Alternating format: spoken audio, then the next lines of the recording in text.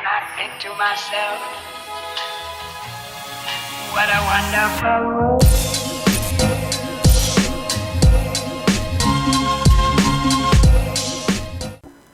Halo semuanya, selamat datang kembali di Story Film. Kali ini spesial untuk kalian yang dari kemarin minta saya untuk bahas film bertemakan badut psikopat. Nah, film ini menurut saya salah satu film badut yang lumayan menarik untuk kita bahas. Berjudul Clown Town. Mengisahkan sebuah kota yang diambil alih oleh para badut psikopat. Film ini juga terdapat plot twist yang akan membuat kalian semua terkejoet. Daripada makin penasaran, mending kita langsung aja masuk ke alur filmnya. Enjoy the video.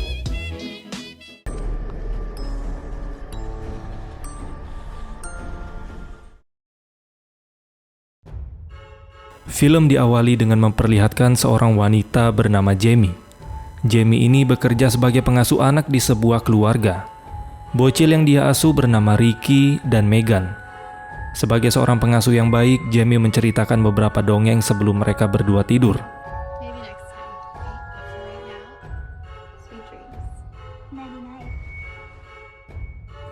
Setelah menidurkan anak-anak, Jamie pun membereskan mainan mereka. Lalu di sana Jamie menemukan kalung bertuliskan Kathleen.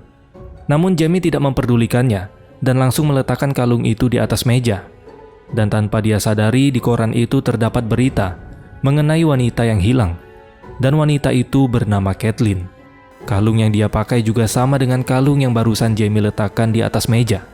Lalu tidak lama kemudian Jamie mendengar dentuman keras dari arah tangga. Pas dicek, ternyata suara tersebut berasal dari Ricky yang bangun dari tidurnya menggunakan kostum badut. Jamie yang merasa aneh dengan tingkah Ricky menyuruhnya kembali untuk tidur.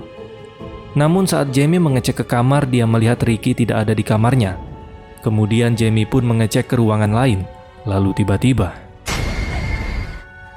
sosok misterius muncul dan langsung mencocol perut Jamie sampai dia tewas.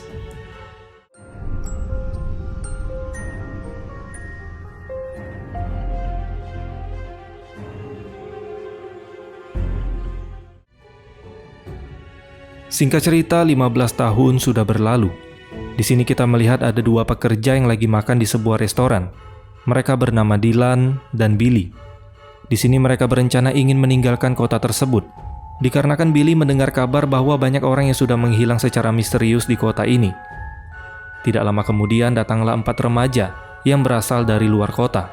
Mereka bernama Brad, Mike, Sarah, dan Jill. Mereka berempat sedang melakukan perjalanan untuk menghadiri sebuah konser yang akan diadakan di daerah bernama Columbus. Mereka pun bertanya ke kasir restoran rute tercepat untuk sampai di sana. Lalu tiba-tiba ada pria yang menghampiri mereka. Dia pun menjelaskan rute tercepat untuk menuju ke sana. Tapi mata pria itu malah fokus ke gunung kembar milik Sarah. Di sini Brad terlihat mulai kesal. Tapi untung ada sheriff yang mengamankan keadaan. Kemudian si sheriff yang mendengar kalau mereka akan pergi ke Columbus, dia pun menyarankan mereka untuk lewat jalan pintas, karena di jalan biasa sedang ada perbaikan, dan tentu saja macet. Sheriff itu pun menandai jalan tercepat yang harus mereka lewati. Lalu setelah mendapat informasi tersebut, mereka pun melanjutkan perjalanan. Singkat cerita, pada saat di perjalanan, Jill kehilangan ponselnya. Dan dia pun baru sadar kalau ponselnya tertinggal di restoran tadi. Di sini mereka pun mulai kebingungan. Mau balik ke restoran tapi jarak mereka sudah terlalu jauh. Sarah pun berinisiatif untuk menelpon ke nomornya Jill, berharap HP-nya masih berada di restoran, dan mereka akan mengambilnya setelah pulang dari menonton konser. Tidak lama kemudian ada seorang pria yang menjawab telepon dari Sarah. Dia mengatakan bahwa mereka tidak perlu balik lagi ke restoran, karena dia akan menemui mereka dan mengembalikan ponselnya. Pria itu mengajak mereka untuk bertemu di suatu kota, di mana kota itu tidak jauh dari tempat mereka berada, dan pria itu pun langsung mematikan teleponnya. Tanpa membuang waktu, mereka pun bergegas menuju ke kota yang dimaksud. Sesampainya di sana, mereka menemukan kota yang sangat sepi, bernama Clinton.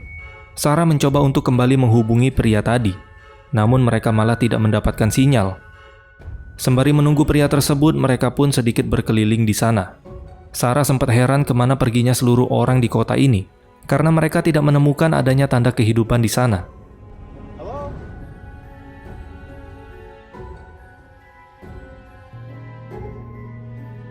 Singkat cerita, malam pun tiba. Namun orang itu masih belum muncul juga. Mike pun memutuskan untuk melanjutkan perjalanan.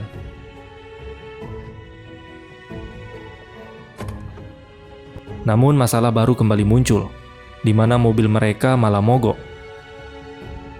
Mau nggak mau mereka harus mencari telepon umum di kota ini untuk meminta bantuan. Lalu tidak jauh dari sana mereka melihat ada seseorang yang berdiri dengan berpenampilan seperti badut. Mike pun ingin meminta bantuannya untuk mencari telepon. Namun pas dideketin badut itu malah lari. Sarah yang sudah mulai ketakutan langsung mengajak mereka segera pergi dari tempat ini. Mereka terus menyusuri jalan tanpa tahu arah tujuan. Hingga akhirnya di tengah jalan yang gelap dan mencekam, Jill kembali melihat sosok badut yang tadi, berdiri dengan tatapan yang tajam, sambil memegang golok di tangannya. Secara bersamaan Jill yang berdiri di tengah jalan hampir saja tertabrak mobil yang ingin lewat di sana. Dan ternyata mobil itu milik Dylan dan Billy, dua pekerja yang kita lihat di restoran tadi. Sementara badut yang Jill lihat tadi sudah menghilang entah kemana. Di sini Brad ingin meminjam ponsel mereka untuk meminta bantuan karena mobil mereka sedang mogok. Namun Dylan berkata kalau HP-nya mati kehabisan baterai. Lalu ketika Billy ingin mengecek sinyal di tempat itu, tiba-tiba sosok badut muncul dari belakang bak mobilnya dan langsung memukul Billy. Situasi pun menjadi semakin tegang, dan para badut psikopat ini mulai memberanikan diri menampakkan wujud mereka. Ada badut bertubuh gendut, kita sebut saja dia Bobby. Lalu ada badut bertubuh kurus, kita sebut saja dia si Cungkring. Dan satu lagi badut yang berpakaian rapi, kita sebut saja dia Kevin. Kebrutalan mereka tidak sampai di situ saja. Tanpa belas kasihan, si Cungkring menumpahkan bensin ke tubuh Billy, lalu membakarnya. Mereka yang sudah ketakutan hanya bisa berlari menjauh dari kejaran tiga badut psikopat ini. Hingga sampailah mereka di tempat rongsokan mobil, dan sepertinya mobil-mobil itu adalah korban dari keganasan para badut ini. Mereka pun menggunakan bis jemputan sekolah untuk dijadikan tempat persembunyian, sementara para badut itu terus mencari keberadaan mereka.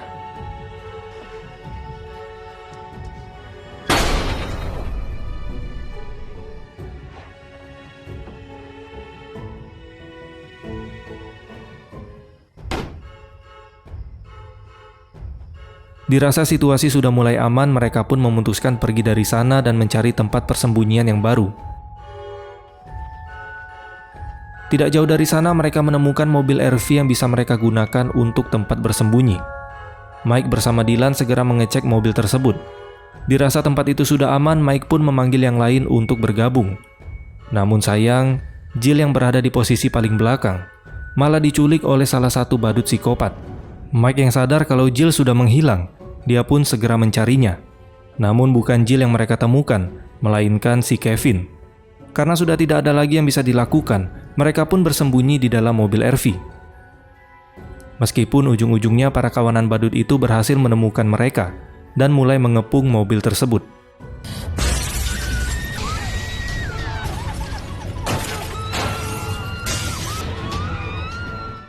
Situasi pun mulai kembali mencekam.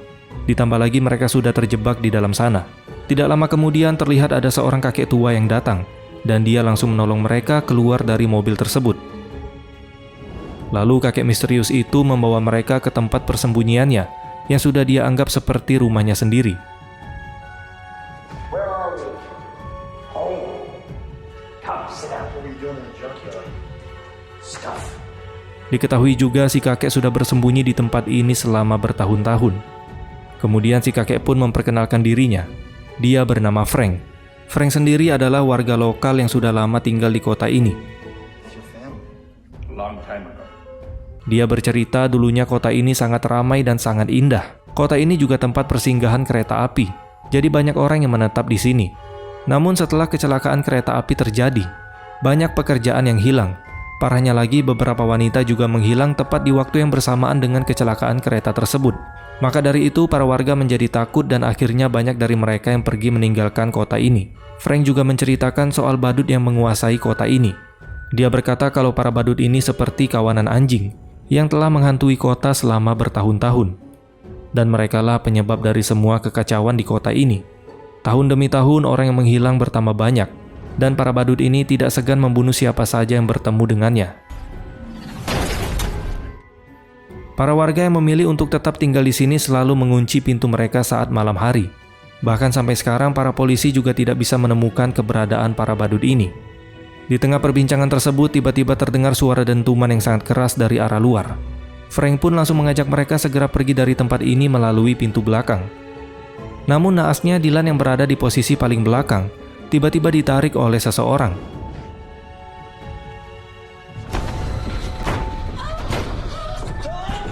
Ternyata dia adalah Kevin.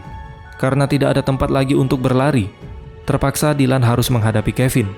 Namun dengan mudahnya Kevin menghindari semua pukulan yang diberikan oleh Dylan. Dan akhirnya Dylan pun tewas dipukul menggunakan linggis sampai mulutnya robek. Sementara mereka yang berada di luar juga diteror oleh si cungkring. Mereka pun kabur dan terpecah menjadi dua kelompok, Brett sama Sarah, sementara Mike sama Frank.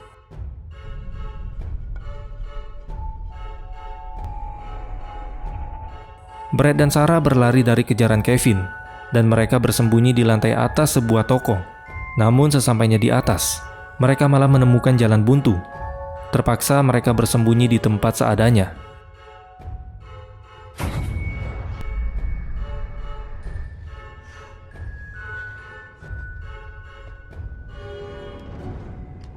Hingga akhirnya Kevin berhasil menangkap Sarah.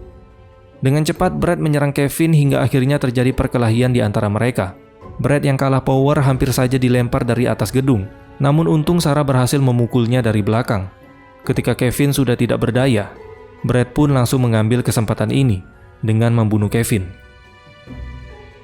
Tidak lama kemudian Mike dan Frank menyusul mereka ke sana. Ketika Brett mengecek kantong celana Kevin, dia tidak sengaja menemukan ponsel milik Jill. Brett beranggapan kalau badut inilah yang sudah mengambil ponsel Jill yang ketinggalan di restoran tersebut.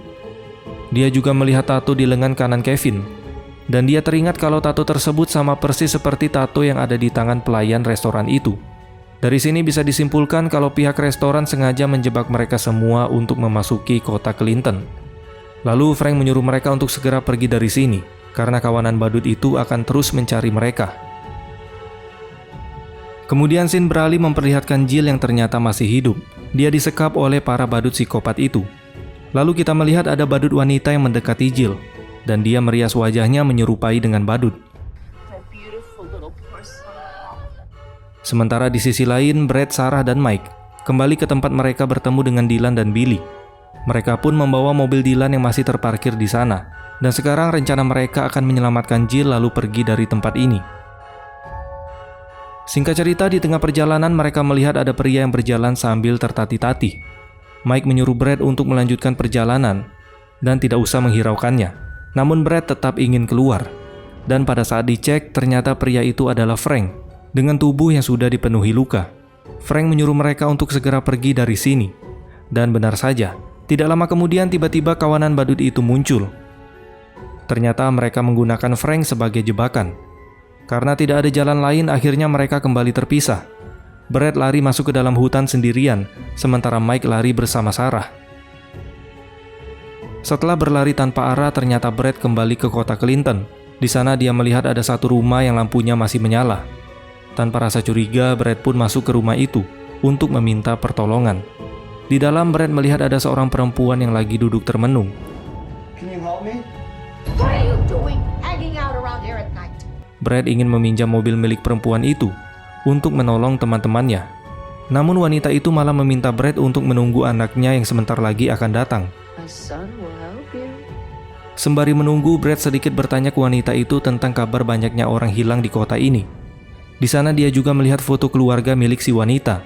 Dan pas dilihat foto itu sama persis seperti foto milik Frank di tempat persembunyiannya.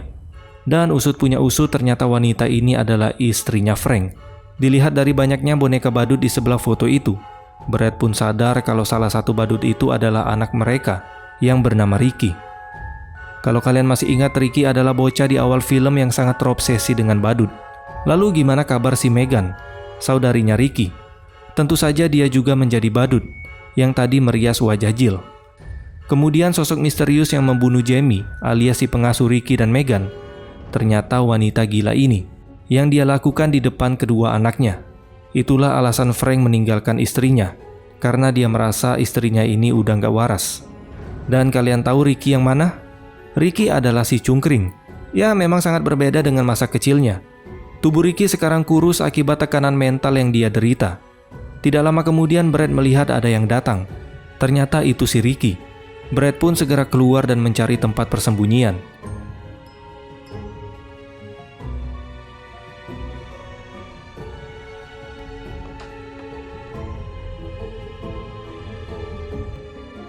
Sementara Mike dan Sarah yang sudah sampai di kota, mereka malah melihat kawanan badut di tengah jalan. Mike berencana untuk mencuri mobil mereka. That could be our ticket out of here.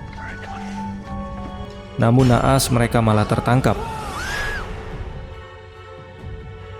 Kini Sarah, Jill, dan Mike disekap di tempat yang sama.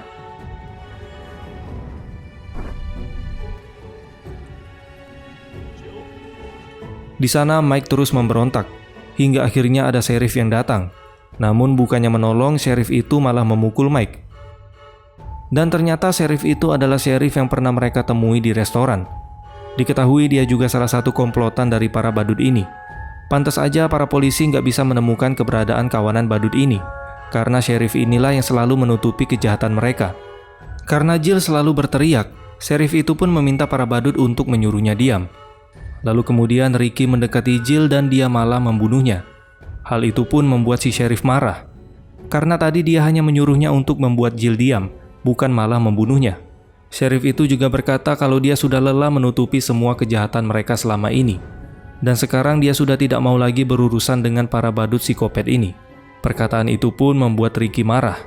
Dan dia langsung mencocol perut sheriff itu.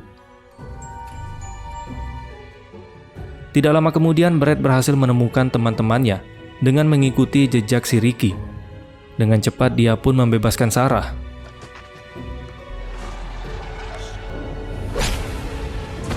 Namun mereka agak kesulitan ketika melepaskan ikatan Mike, dikarenakan tangan Mike sudah dipaku di kursi tersebut. Kemudian ketika Ricky mulai mendekat, dia malah ditembak oleh sheriff yang ternyata masih hidup.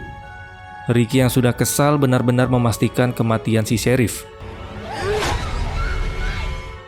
Secara bersamaan Mike pun berhasil terlepas dari kursinya, dan dia pun berhasil membunuh salah satu dari badut itu. Tapi sayangnya Mike juga harus tewas. Kini tinggal tersisa Brad dan Sarah yang berusaha kabur dari sana. Mereka pun mengambil mobil milik si badut. Tapi tentu saja para badut itu tidak akan membiarkan mereka pergi dengan mudah. Di saat situasi semakin genting, tiba-tiba ada yang menolong mereka. Dan orang itu adalah Mike. Ternyata Mike masih hidup, dan dia pun berhasil membunuh Bobby. Namun pada akhirnya Mike juga tewas, karena kehabisan banyak darah. Di saat yang bersamaan, Brad juga berhasil menendang Ricky keluar dari mobil. Dan akhirnya mereka berdua berhasil keluar dari tempat itu dengan selamat. Lalu di sini kita juga melihat Ricky dan Megan yang sedang memperhatikan kepergian mereka. Dan film pun selesai. Oke lah teman-teman, mungkin ini aja film yang bisa kita bahas pada kesempatan kali ini. Bagi kalian yang requestannya belum terpenuhi, saya mohon untuk bersabar. Karena saya juga harus menyelesaikan requestan yang sebelumnya. Tapi tenang aja, requestan kalian yang menurut saya menarik untuk dibahas nanti bakal saya bikinin. Terima kasih sudah menonton dan sampai jumpa di next video.